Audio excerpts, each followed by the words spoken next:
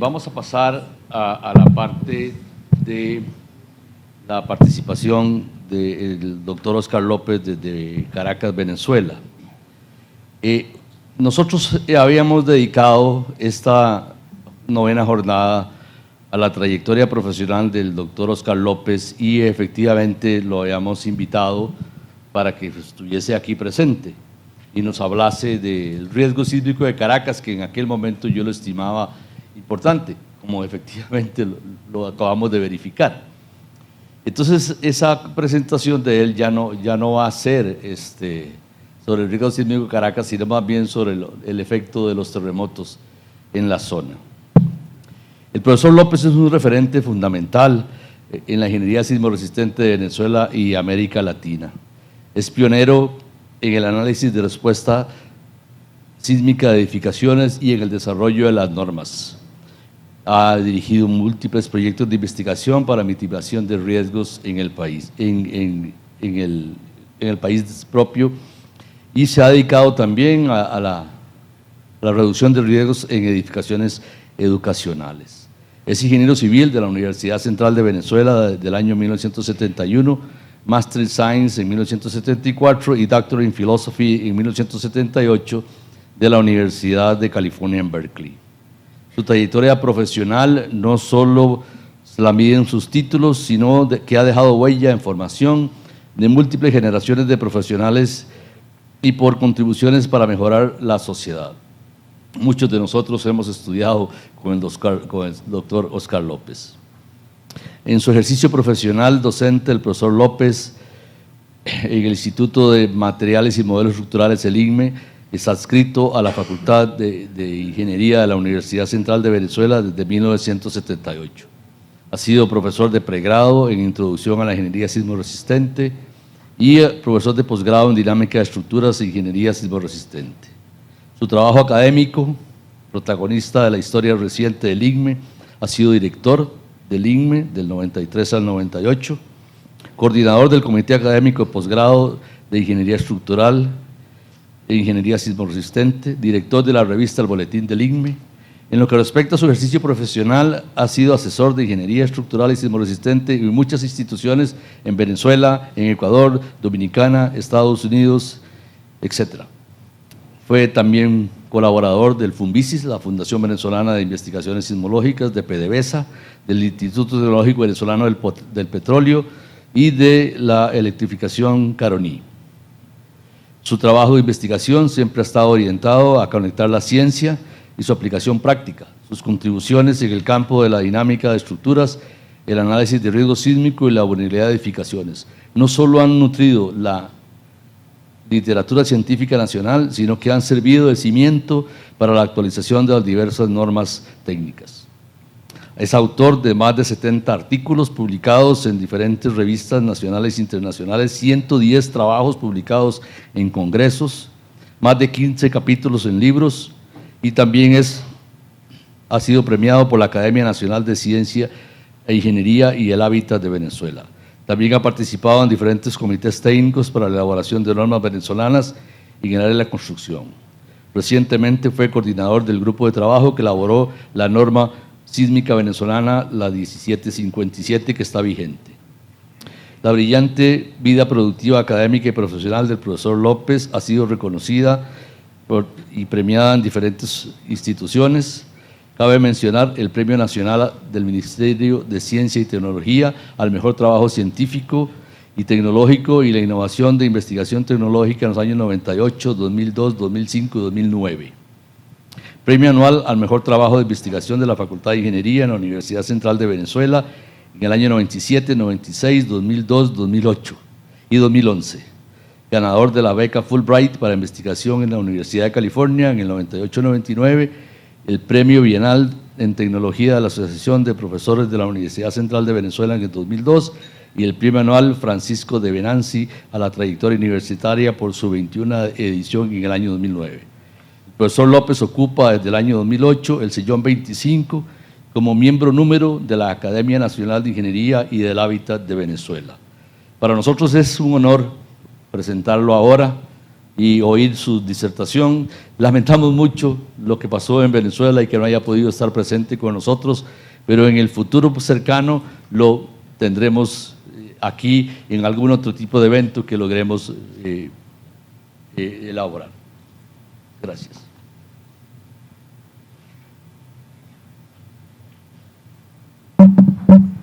Adelante, profesor López.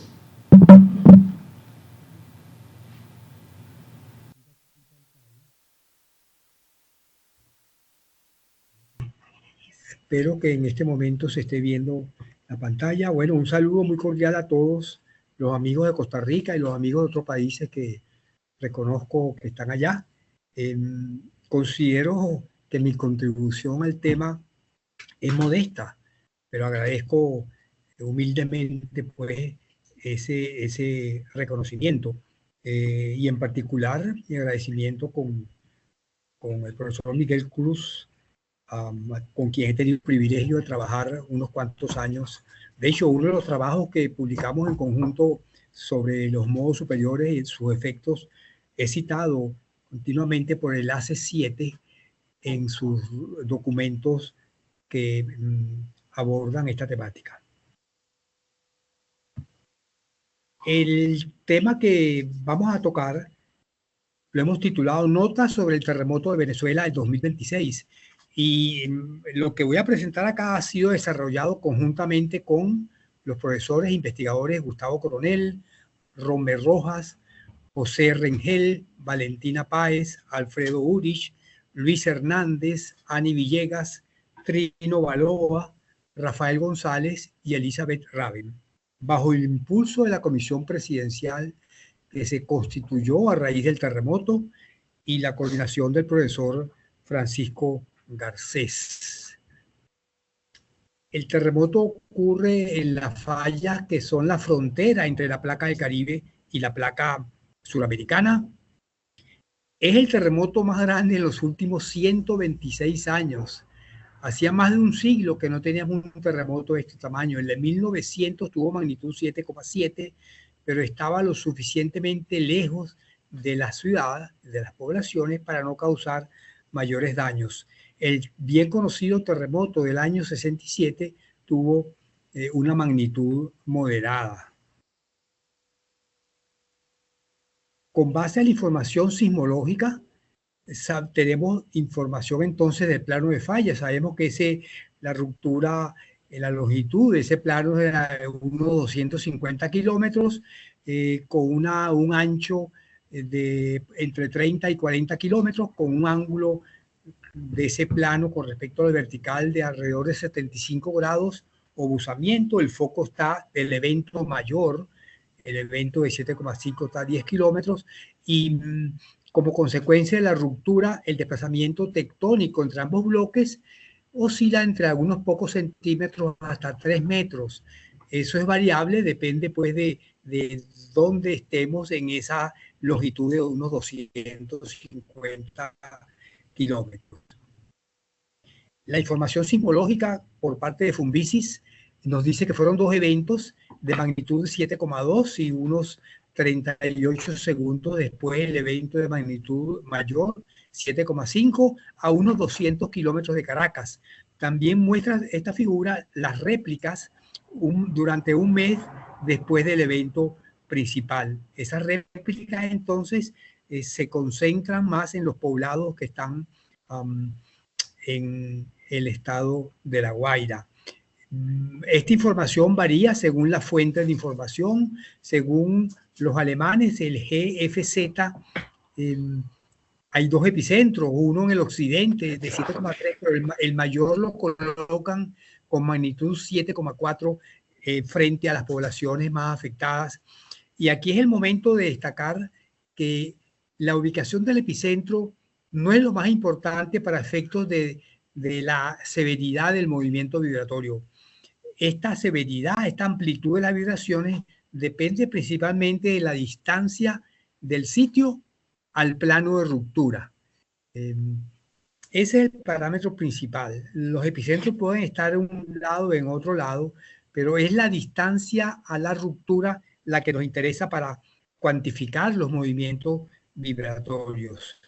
En el caso del USGS de los estadounidenses, además de mostrar los epicentros que los ubicaron con magnitudes de 7,2 y 7,5 también al occidente del país, con sus réplicas, los epicentros de las réplicas también nos muestran el plano de falla. Estos planos de falla se determinan con base a seguir en la pista a las réplicas que ocurren en las semanas subsiguientes al evento principal. Y gracias a esa información sismológica sabemos que ese plano tiene esta geometría. Estamos viendo la proyección del plano en la superficie terrestre en profundidad. Ese es un ancho de 40 kilómetros con una longitud que decíamos de un poco más de 200 kilómetros. Sí hubo registros del movimiento. Estas son información preliminar. El informe oficial de Funvisi no ha sido todavía, saldrá pronto, pero queremos decir algo sobre estos registros de aceleración obtenidos en terreno firme en Caracas. Por ejemplo, podemos decir que la duración de estos registros, la fase más intensa, puede durar alrededor de 40 segundos. La aceleración máxima en Caracas fue de 0,24 G, que la intensidad de movimiento en dirección norte-sur y este-oeste son comparables y que la de la componente vertical en este registro es aproximadamente la mitad de la componente horizontal. También debemos notar que aquí no se ven dos terremotos. La información sismológica nos habla de dos eventos separados por 38 segundos, pero las rupturas en su recorrido a través de esos 200 y pico kilómetros y las ondas que llegan a Caracas, cada vez que se rompe, salen ondas que llegan a Caracas, se reflejan, se refractan, de manera tal que no vemos esa diferencia en los registros acelerográficos.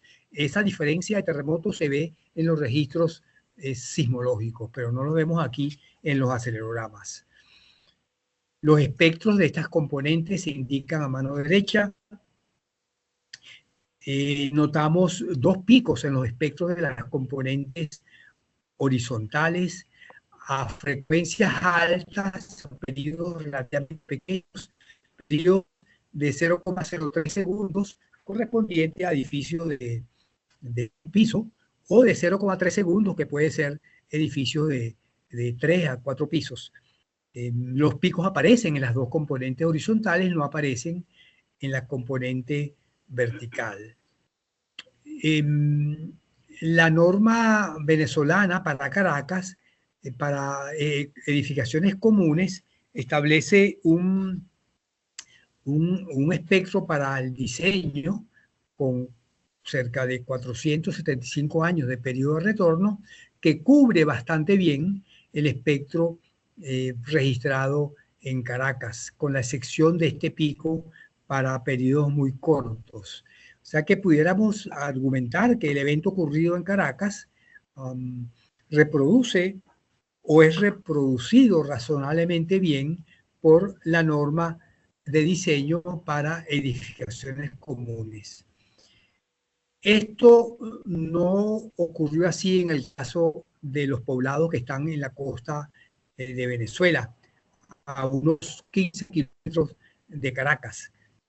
Ahí los daños fueron mucho mayores.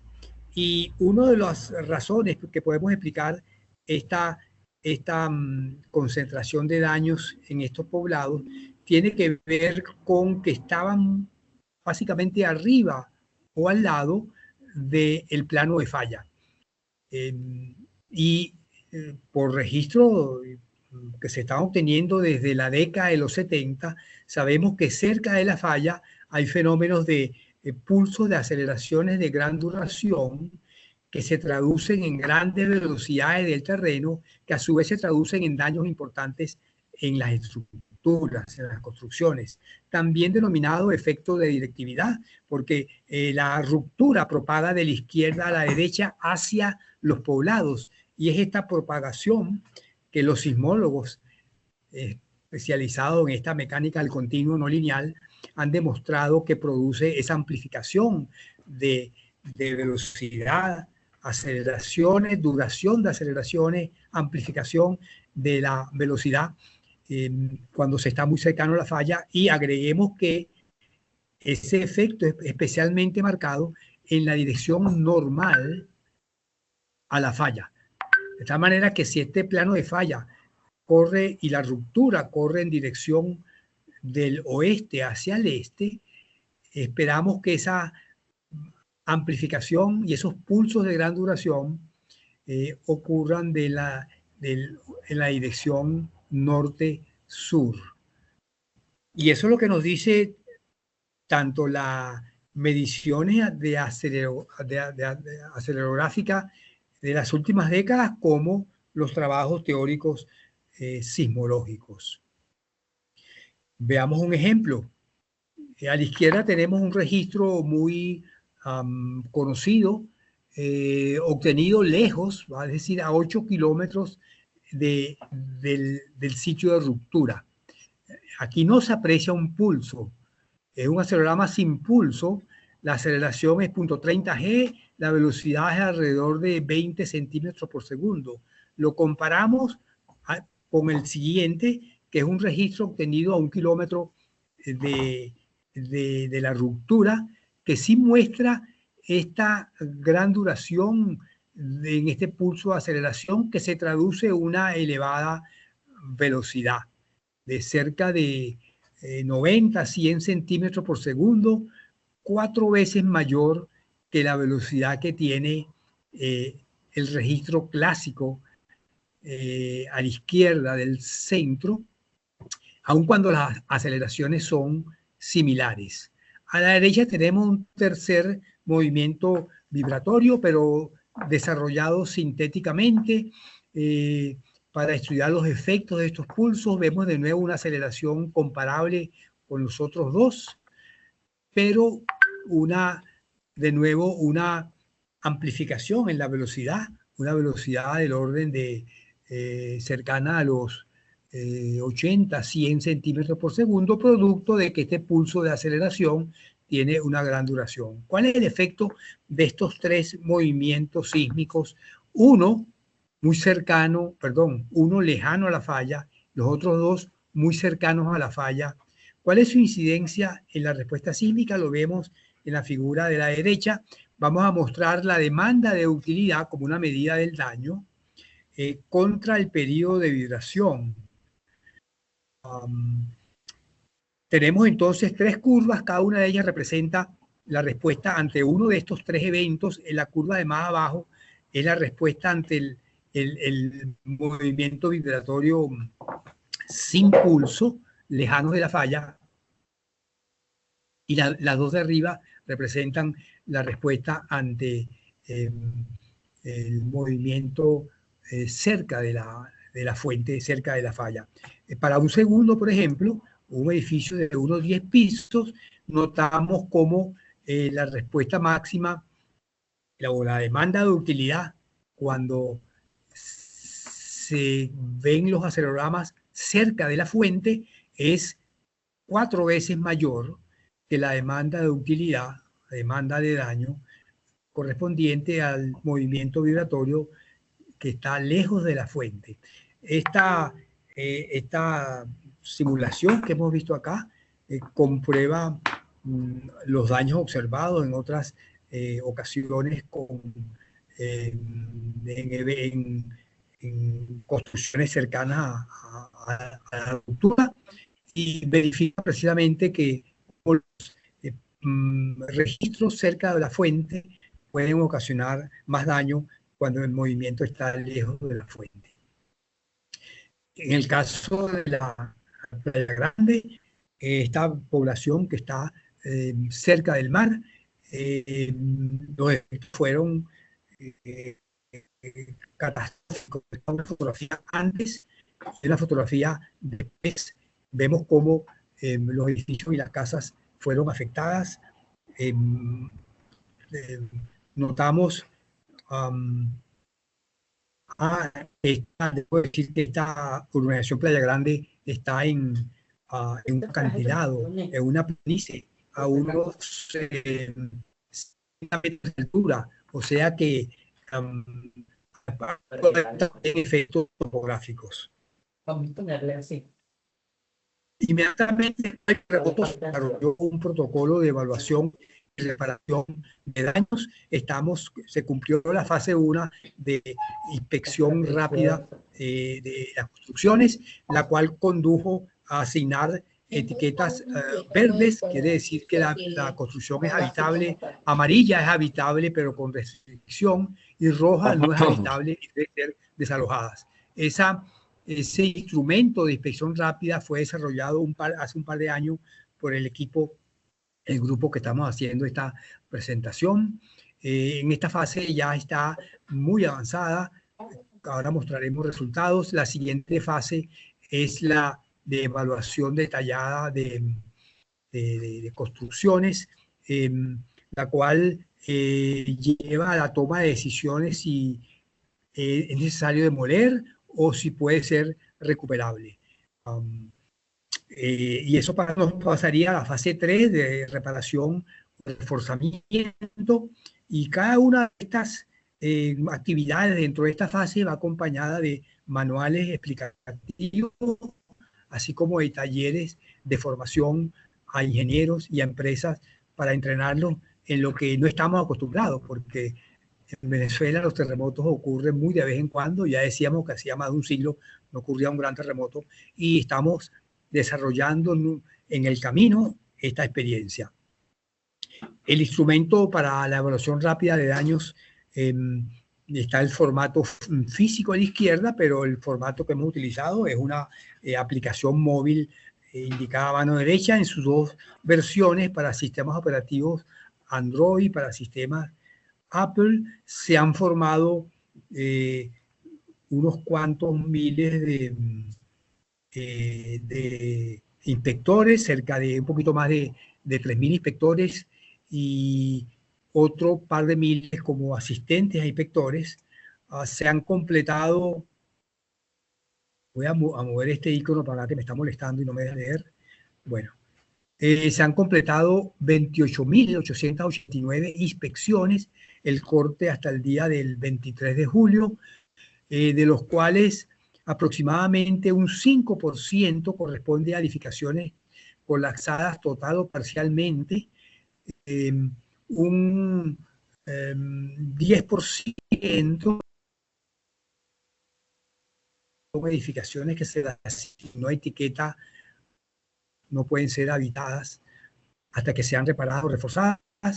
Aproximadamente un 15% se le asignó etiqueta amarilla, pueden ser habitadas con precauciones, y un 20% no tienen daños mayores, por lo tanto se le asignó etiquetas verdes. Este total es de cerca de 16.000 construcciones.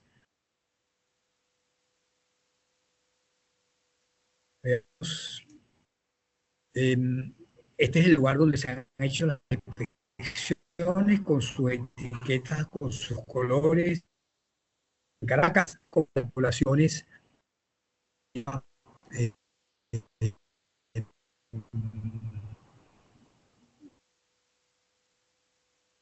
la costa, Venezuela.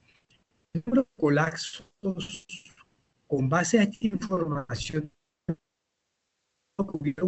hubo edificaciones colapsadas, pero, y la atención de que son colapsos parciales o colapsos totales. Ubicadas principalmente en los sitios aquí indicados, hay unos cuantos en la zona de sedimentos profundos de la ciudad, pero también hay edificaciones colapsadas en otros lugares. Esto corresponde a alturas, pero si nos fijamos ahora únicamente en la mayor altura, los hasta 14, encontramos que colapsaron plano de Caracas, una concentración de ellos son segundos. Denominamos municipio de Chacao, también concentración hacia Bernardino. Los productos de profundidad, Chacao está a 200 metros de profundidad.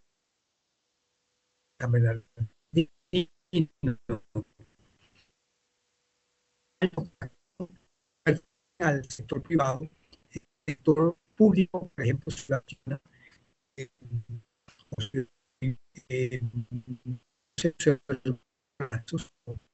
pocos daños.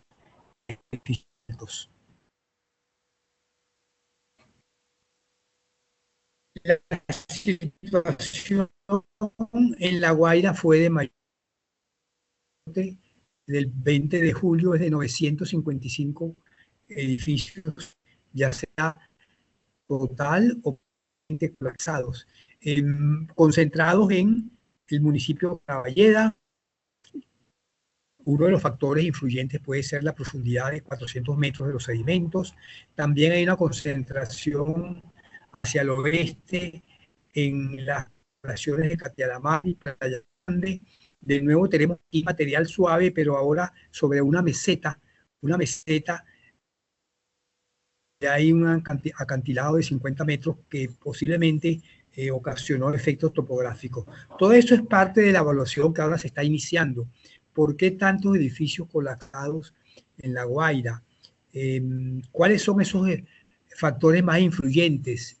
Profundidad de sedimentos, efectos topográficos, pulsos de larga duración de aceleración por estar estas poblaciones justo al lado o encima de la ruptura tectónica. La investigación sobre cuáles son los factores más influyentes posiblemente sea una agrupación de varios de esos factores. El 55% de las edificaciones colapsadas, tanto en Caracas como en La Guaira, fueron construidas en la segunda mitad del siglo XX, pero también hay un 2% de construcciones hechas del año 2021 hasta acá, con la nueva norma. En términos de altura, prácticamente la mitad de los edificios colapsados, total o parcialmente, tienen alturas entre 1 a 3 pisos. Y dejando un 26% para los edificios de altura mediana y otro 26% para los edificios de mayor a 8 pisos. Vamos a ver el desempeño de algunas edificaciones en lo que resta de la presentación. Esto corresponde a edificios OPE de 12 pisos. En esta fotografía hacemos notar que son 3 torres unidas por una junta de construcción, torres independientes.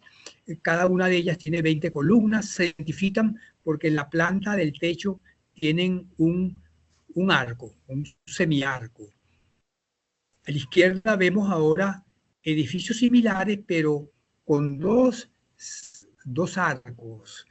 O sea, su área, el edificio es un poco mayor. Estamos viendo ahora 4 edificios. Cada uno de ellos se identifica por esos 2 arcos. De la misma altura, todos tienen columnas de 80 por 40. Esta lo llamamos torre doble. Esta de la derecha la llamamos torre simple. Vamos a ver el desempeño de algunas torres de estas, el que se denomina OP26. Es una fotografía antes del sismo. Aquí vemos 3 torres simples, independientes. A la izquierda, 3 torres dobles.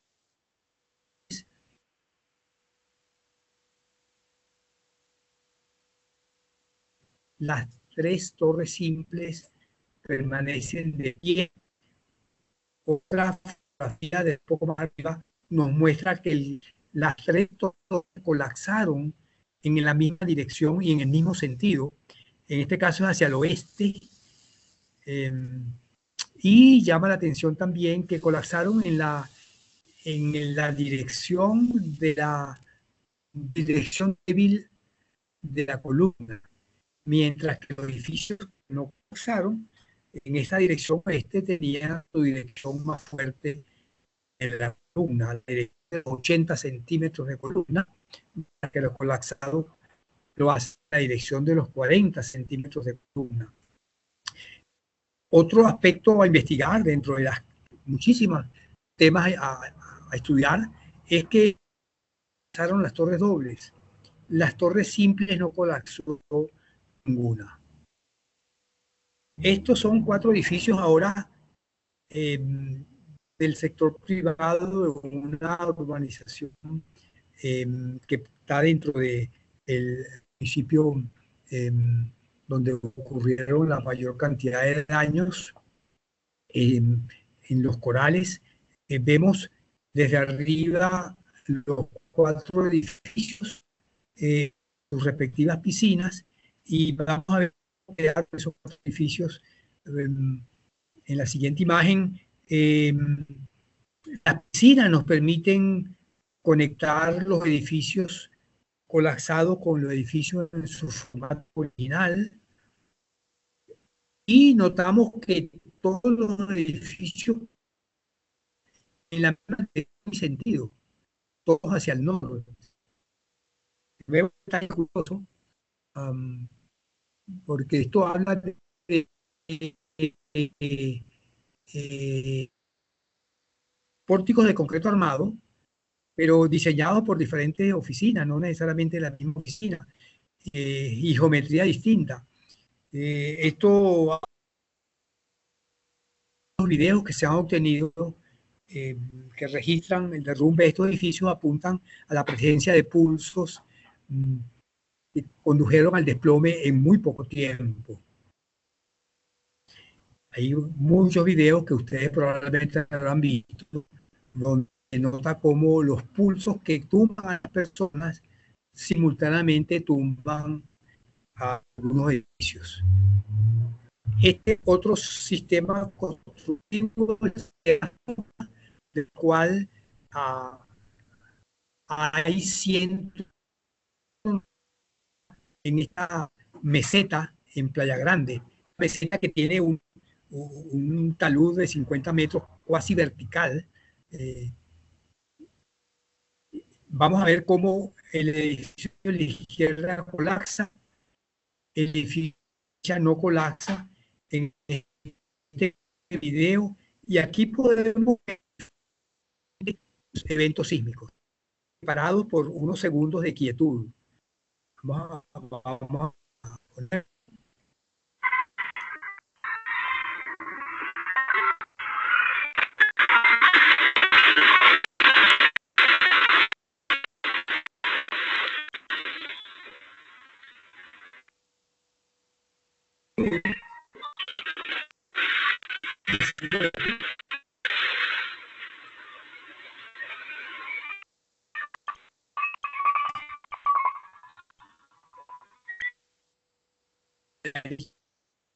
De hecho, un 5% de 193 edificios tuvieron un desempeño razonable, pero un 28% tuvo este tipo de colapso que acabamos de ver, aplastamiento del primer nivel, y un 17% sufrió también la falla de segundo nivel. Estos edificios han sido estudiados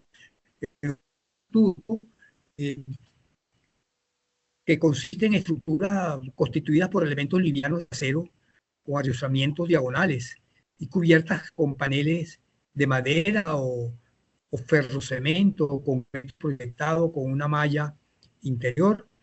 Estos en nuestra norma se catalogan como tipo 3B, pero habían sido estudiados en detalle en Turquía, de donde provienen. Este reporte muestra resultados de ensayos hechos con cargas empuje progresivo en un sentido hasta el colapso.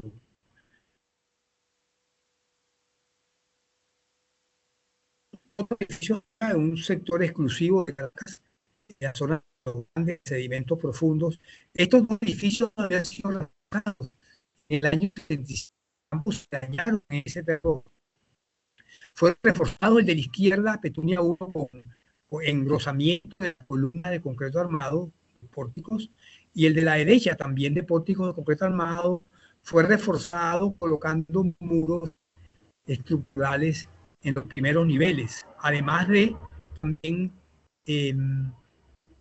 reforzar la fundación con pilotes para esos nuevos muros. El de la izquierda, el Petunia 1, colapsa totalmente, el de la derecha se mantiene en pie.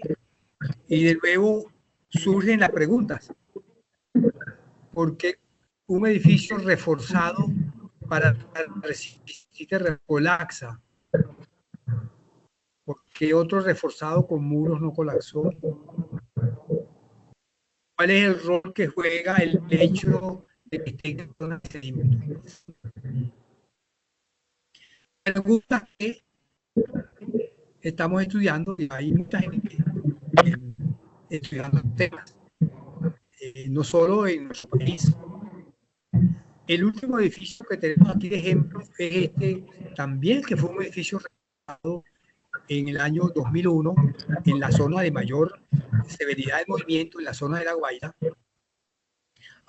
Tuvo un desempeño estructural razonable.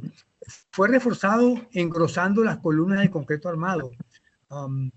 Podemos ver en la siguiente imagen cómo eran estas columnas antes de ser engrosadas.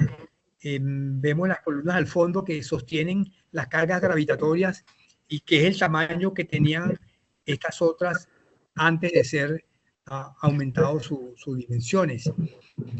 Tuvo daños en las paredes, se desplomó una pared, y hubo también formación de articulación plástica en las vigas reforzadas, pero lo cual es consistente con los principios de refuerzos seguidos. A modo de conclusiones, vamos a decir que el movimiento vibratorio en el estado de La Guaira parece excedido lo previsto en la norma, y podemos quizá ser un poquito más fuerte en esa conclusión. Los efectos de campo cercano, grandes pulsos de velocidad, producto de pulsos de duración, pulsos de aceleración de gran duración, no están contemplados en nuestra norma. Algunas pocas normas del planeta sí consideran estos efectos, pero no muchas lo hacen. Estos son estos efectos de direccionalidad que recientemente, a raíz de este terremoto, ha estado tratando el profesor Eduardo Miranda, así como también el profesor Salvador Safina. Esto nos lleva pues a que debemos revisar la norma y a incorporar estos efectos. Habrá que estudiar también los efectos topográficos, etcétera, ¿no?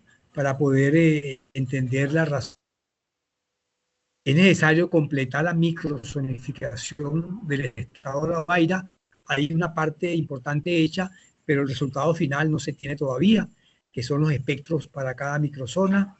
Hay que aplicar el protocolo que se mencionó, que se mostró, que implica una evaluación detallada de los edificios colapsados. Conviene en estos momentos promover sistemas más rígidos y más resistentes que los sistemas aporticados. Por ejemplo, los sistemas con muros estructurales, que han resultado ser muy adecuados en el caso de Chile y en otros países. Una vez más, impulsar los programas nacionales de evaluación y reforzamiento de edificaciones antiguas. Estos programas existen, pero no se han llevado a la práctica en nuestro país, en buena medida por la falta de una cultura sismo resistente, producto de la poca ocurrencia de terremotos en Venezuela. Una atención especial al estado Sucre, que es la zona más activa del país. Tiembla todas las semanas, y era donde se esperaba el gran terremoto.